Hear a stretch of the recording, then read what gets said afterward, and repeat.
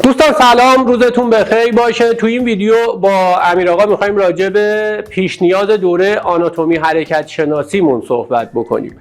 ما توی این دوره مقدماتی وقتی راجع به آناتومی داریم صحبت میکنیم، منظورمون آناتومی عضلاتی هستش که توی بحث پرورش اندام و تناسب اندام برای ما اهمیت داره. ما یه چیزی حدود 35 تا عضله داریم که نگاه ویژه‌ای توی بحث تناسب اندام به اون عضلات داریم.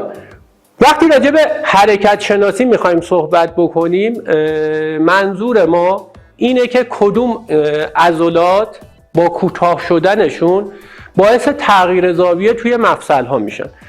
مفصلایی که ما حالا راجبش قراره توی این دوره صحبت بکنیم، خب مفصل آرنج، مفصل شونه است، مفصل ران، مفصل زانو و مچ پا. 23 تا آموزش داریم ما. 2 تا آموزشش راجب مفصل آرنجمونه، راجب فلکشن و اکستنشن آرنج صحبت میکنیم. 6 تا آموزش راجع به مفصل شونه داریم، فلکشن شانه، اکستنشن شانه، ابداکشن شانه، ادداکشن شانه، فلکشن افقی شانه و اکستنشن افقی شانه. راجع به تنه صحبت میکنیم که خم شدن و راست شدن تنه که حالا فلکشن تنه و اکستنشن تنه گفته میشه. راجع به مفصل ران صحبت میکنیم، 4 تا آموزشمون راجع به اون هستش، راجع به فلکشن ران، اکستنشن ران، ابداکشن ران، ادداکشن ران. توی مفصل زانو هم 2 تا آموزش داریم، فلکشن و اکستنشن در مفصل زانو. توی مچ پا ما یه آموزش پلانتار فلکشن توی مچ پا داریم که برای بدنسازها خیلی اهمیت داره. 6 تا آموزشمون هم واسه استخوان کتفه، عضلاتی که با کوتاه شدنشون میتونن کتف ما رو بالا ببرن، کتف ما رو پایین بیارن، کتف ما رو دور کنن، کتف ما رو نزدیک کنن، چرخش بالایی و چرخش پایینی به استخوان کتف ما بدن. بچه‌ها توی این دوره به کرات ما راجع به حرکت‌های تک مفصله و چند مفصله صحبت میکنیم. حرکت‌های تک مفصله کدوم‌ها هستن؟ حرکاتی هستن که یک مفصل زاویه‌اش تغییر میکنن. مرسی. مثل چی؟ مثل حرکت جلو بازو. چیت بکنید، با دنبل هم میخواید اجراش بکنید، حالا میشه تک دنبل بزنید.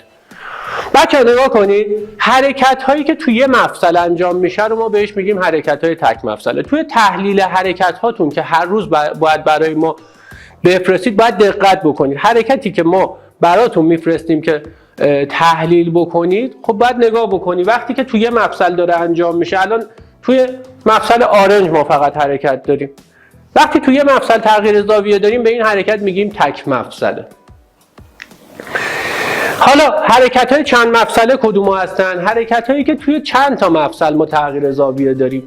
مثل حالا شما یه مثال بزن که اجرای حرکت داشته باشه. دنبل تک خم. مثل دنبل تک خم. مرسی. نگاه کنید الان اینجا هم توی مفصل آرنج تغییر زاویه داریم، هم توی مفصل شونه. الان تو مفصل شونه اکستنشن داریم، توی مفصل آرنج ما فلکشن داریم. خب پس حرکت رو نگاه میکنیم، اگر توی حرکت ما این تغییر زاویه فقط توی یه مفصل بود میگیم حرکت تک مفصل است. اگه توی چند تا مفصل بود، 2 تا 3 تا مفصل بود، اون موقع حرکت میشه حرکت چند مفصله و توی تحلیل هامون باید لحاظ بکنیم. حرکت تک مفصله رو مثلا توی این حرکتی که امیرخان اجرا کردش، یه حرکت تک مفصله فلکشن آرنج داشتیم که خب میایم میگیم که مثلا عضلات A و B و C با کوتاه شدنشون این زاویه رو دارن برای ما کم میکنن. حالا تو حرکت بعدی که دنبل تک خم داشتیم میزدیم، خب یک بار مفصل آرنج رو باید تحلیل بکنیم، یک بار مفصل شانه رو باید تحلیل بکنیم. حالا تو آموزش‌های آخرمون میایم میگیم که هر وقت این استخوان بازو ما داره تکون میخوره، توی کتفمون هم یه اتفاقایی داره میفته. حالا این واسه 6 تا آموزش آخرتونه که جدا از مفصلا میایم توی حرکتایی که استخوان بازومون تکون داره میخوره، کتفمون هم تحلیل میکنیم که اون حرکت استخوان بازو توی اون زاویه، تو اون شرایط، توی کتفمون چه اتفاقی رو داره ایجاد میکنه. یکی از مهمترین مفاهیمی که ما تو آموزشمون داریم بحث فاز مثبت حرکته. بچه‌ها ما تو آموزشمون راجع به فاز مثبت حرکت صحبت میکنیم. ناگهان هر حرکتی یه قسمت مثبت داره، یه قسمت منفی. شما مثلا وقتی که یه جلو بازو دنبل معمولی میخواید برید، یه دنبل میاری بریم، یه جلو بازو دنبل معمولی میخوای بری، برای اینکه تشخیص بدیم که فاز مثبت حرکت کجاه، حرکت رو میزنی. نگاه کن، اون جایی که ورزشکار متحمل فشار میشه، یعنی قسمت سخت کار. الان این رو ما به دو قسمت تقسیم بکنیم. وقتی که ورزشکار دنبل رو داره بالا میاره، قسمت سخت کاره، اینجا فاز مثبت حرکتمونه.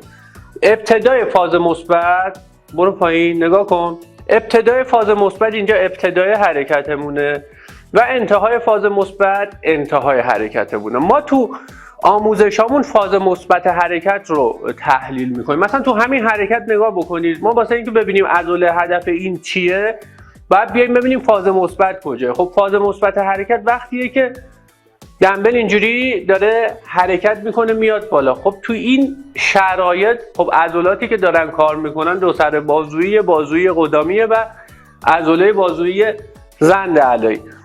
برای اینکه فاز مثبت حرکت رو بشناسید یه راه مهم دیگه هم وجود داره.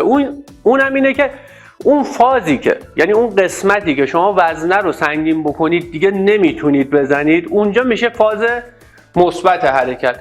میخوای با سیمکش یه تست بکنی؟ مثلا سیمکش رو بذار پایین، سنگینش بکن.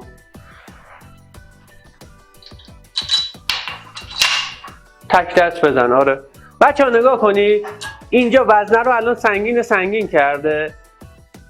این قسمتی که ورزشکار وقتی وزن سنگینه نمیتونه وزنه رو جابجا بکنه، میبینید اینجا میشه فاز مثبت حرکت، چون باید متحمل فشار بشه. حالا این سبک بشه، میبینی که حرکت رو انجام میده. مرسی. یه نکته خیلی خیلی مهم دیگه هم اینه، فاز مثبت حرکت اونجاییه که وزنه ما از سطح زمین فاصله میگیره. حالا مثلا توی دنبل اگه قرار باشه نگاه بکنید، دنبل و هالتر خب کاملا مشخصه. نکن نزدیکترین حالتی که دنبل به سطح زمین داره اینجا. وقتی که حرکت رو میزنیم نکن فاصله میگیره، جایی که وزنمون بیشترین ارتفاع رو از سطح زمین داره این انتهای حرکته. خب اینجا ابتدای حرکت، اینجا انتهای حرکت، اینم فاز مثبت حرکت. نکته ای که وجود داره توی حرکت هایی که با دستگاه داریم انجام میدیم باید حواسمون به وزنه باشه. الان مثلا اینجا ما یه دونه پشت بازو سیمکش بخوایم بریم تک دست، خوبه یا سبک میکنه؟ نگاه کن اینجا ما کار نداریم که کجای حرکت مثلا این دستگیره داره میره به سمت بالا، ما باید وزنمون رو نگاه بکنیم. الان نزدیکترین حالتی که وزنه به سطح زمینه اینجا، پس اینجا میشه ابتدای حرکت. درست؟ حرکت رو که میزنیم این میشه فاز مثبت حرکت، اینجا میشه انتهای حرکت. و ما نگاه میکنیم مثلا توی این فاز مثبت حرکت که این اتفاق داره میفته، آرنجمون باز میشه، چه عضله‌ای کار میکنه، چه عضله‌ای هدفمون هستش. بچه‌ها یه نکته خیلی خیلی مهم برای ما مربی‌ها که توی باشگاه‌ها مخصوصا داریم حضوری کار میکنیم، بحث اجرای صحیح حرکت. توی بحث اجرای صحیح حرکت پوزیشن ورزشکار توی ابتدای دامن حرکت خیلی خیلی مهمه.